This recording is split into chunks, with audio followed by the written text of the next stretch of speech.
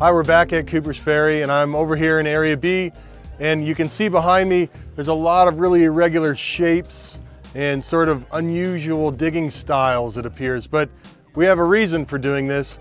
I'm standing inside of what would have been, we think, B. Robert Butler's trench in the 60s, and this last week we've been working hard to remove the fill from inside his trench. So in the process of doing that, we just want to take the disturbed, mixed up sediment off of the undisturbed stuff that's underneath it. And we can tell that it's disturbed because we can find a lot of unusual things inside the trench fill.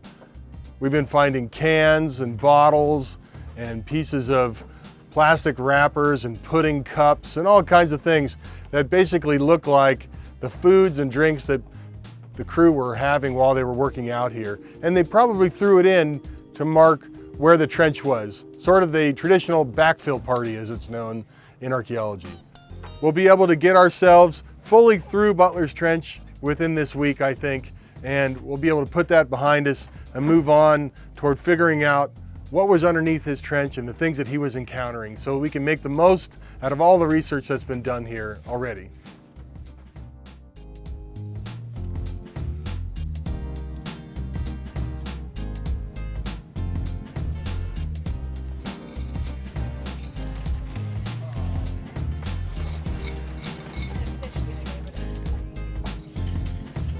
So before we even get started with scraping or excavating at all, what we'll do is take a photo of it as is so that we can see that later.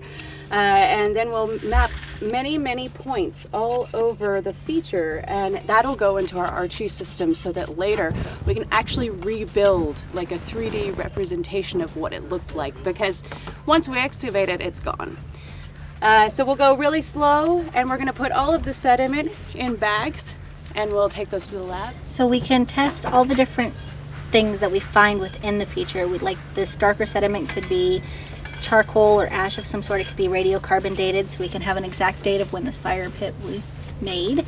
We could also find whatever they were cooking or heating up in there. If they were heating up rocks, we might find fire-cracked rock. If they were using it as a food source, we could find bones, bulbs, charred plant remains. We place these blue boxes in the feature because they allow us to take a sample that we can send to a lab, and then the laboratory will turn them into a glass slide that they grind it so thin it transmits light through the rock particles. We can see the arrangement of all the little things that make up this feature at a really fine scale. And honestly, nothing hides at that scale. We can figure out what the nature of the coloration is. Are there little tiny burn things, or is it because it's some special material that's been put into the ground? I don't know yet, but we're going to figure that out once we get these micromorphology slides back. So basically what you're looking at is what we think is a feature that we found in our unit today. It stood out because it was a different color, texture, and density from the rest of the sediment in our unit. So the professor took a look at it and determined that it might possibly be wood ash. So we're actually going to excavate this entire feature separately from everything else, and they're going to take it back for micromorphology studies at their lab.